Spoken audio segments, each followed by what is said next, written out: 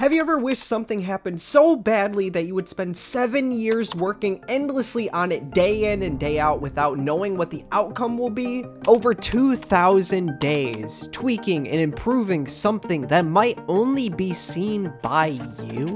Well, this idiot right here made me do that. Non-player characters in video games are novel. About as novel as the word novelty, which is pretty novel, I guess.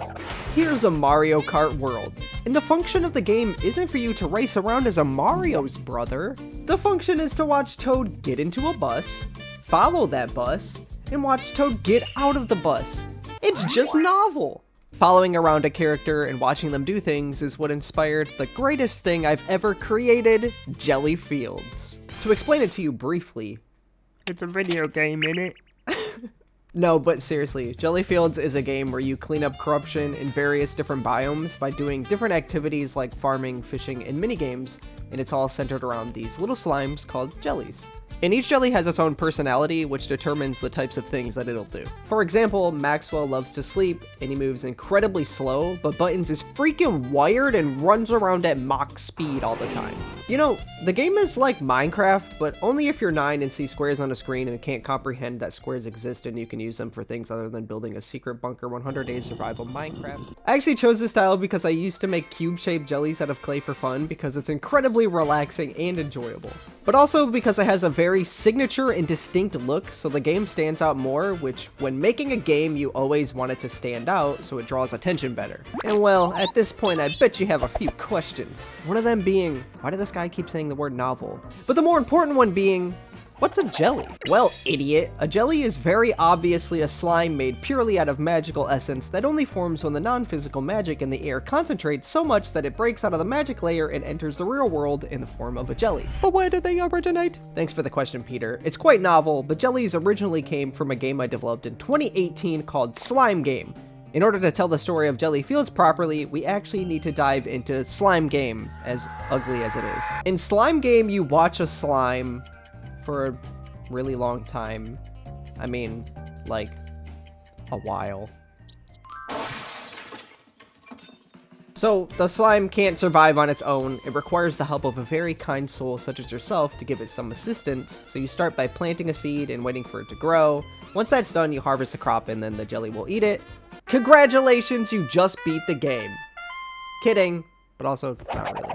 This isn't Fortnite, you weren't battling to be #1 victory guy. This is for the more sophisticated humans who understand and appreciate the art of hanging out. The fun in this game comes from what I like to call living the life of luxury. You basically play the game, plant different things for the slime, and watch it walk around and be weird, because it's a very soothing and calm experience. There are also bugs that spawn periodically that you can sell, and if you smack 2 items together, you might end up crafting something new. So there's actually a little bit of gameplay in there. But my mind is bored of this game! Alright, Peter, let's calm down and talk about the actual development of Gelli Fields. Thank you! Okay, Peter. So after I finished Slime Game in 2018- I am Peter!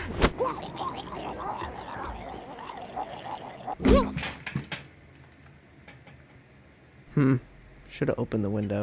It's now 2022, and I forgot about Slime Game because I was busy being a mildly successful YouTuber. But as time went on, I started having reoccurring nightmares of Slime Game. I'm just being dramatic, they were totally normal and pleasant dreams, but I actually did keep dreaming about a revamped version of the game, and so I decided I had to make it. This version had improved graphics, better gameplay, and it was made in Unity instead of Construct 2. We had a drag and drop system, we had a jelly, we had a tree with apples on it, and that was pretty much it. The gameplay was super similar to Slime Game. You just kind of sat there waiting for stuff to happen, which is really boring, so I don't know why I said the gameplay was improved. But I decided that I needed to actually expand on the game and fix these problems if this was going to be a full revamp. So I made a brand new biome that was a mountain and had cool things like mossy stone trees and rock candy bushes. Did this improve the gameplay at all? God, no. What am I, smart? Okay, now I improved the actual gameplay. Just kidding, candy biome. Oh, look, everything's made out of candy. Oh, look at that. Oh, look at that too. It's all candy. And look at this jelly. Oh, look at it. It's a new one. It's pink. And guess what? Guess what? I added a train. And then on the train, that there's the little jellies. They're on the train. I am having so much fun just adding things that look cool. Are you gonna fix the game? Dude, what the hell, Peter? Can't you see I'm having fun, Peter? What is wrong with you? No, I'm not gonna actually fix the game. You know why? Because I don't actually know what the game is gonna be, Peter. Okay? You want the truth, Peter? That's the truth. I don't know what it is. I don't know what the game is.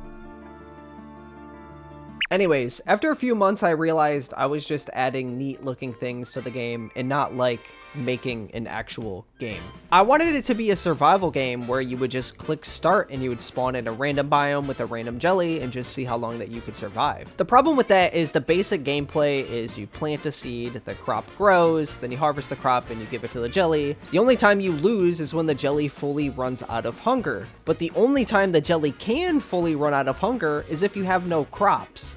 And you'll always have crops because if you don't have crops, there's nothing for you to do in the game.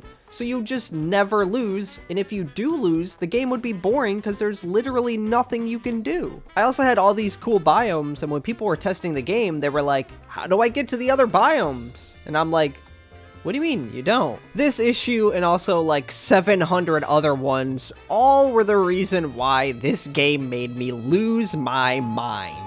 Keep in mind, I was a mildly successful YouTuber, so I was making this game for like hundreds of thousands of people to see. So to them, they were just seeing a bunch of cool new stuff, but to me, I was like, none of this actually works. What am I going to do? And so, I don't know, I just shut down. I shut down to the point to where I hated game development. I wanted nothing to do with it.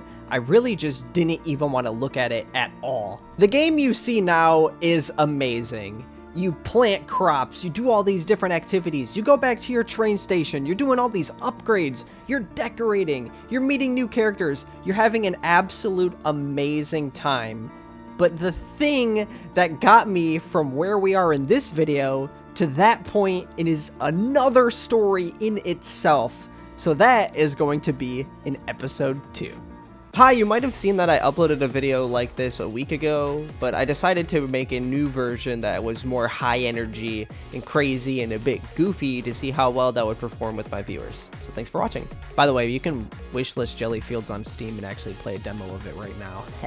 Okay, goodbye.